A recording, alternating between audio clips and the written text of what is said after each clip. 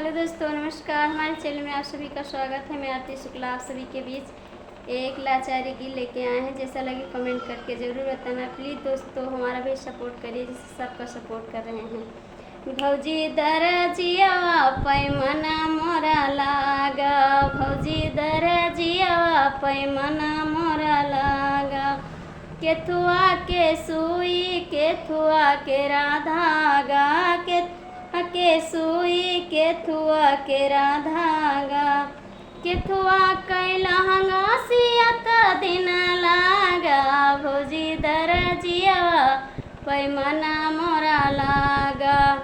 केथुआ कैलहंगा सियत दिन लागा, भौजी दरजिया पैमना मोरा लागा। भौजी दरजिया पैमना मोरा लागा। प्रेम कै सुई प्रेम के राधागा, प्रेम कै सुई प्रेम के राधागा। प्रेम कैलहंगा सियत दिन लागा, भौजी दरजिया पैमना मोरा लागा। भौजी दरजिया पैमना मोरा लागा।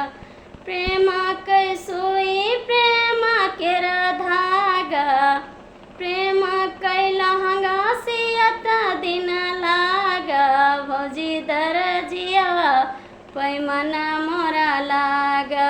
भौजी दरजिया पैमना मोरा लागा। टूट गई सुई छिटकी गए धागा, टूट गई सुई छिटकी गए धागा। रूठ गए दर्जी मनात दिन लागा, भौजी दरजिया पैमना मोरा लागा। भौजी दरजिया पैमना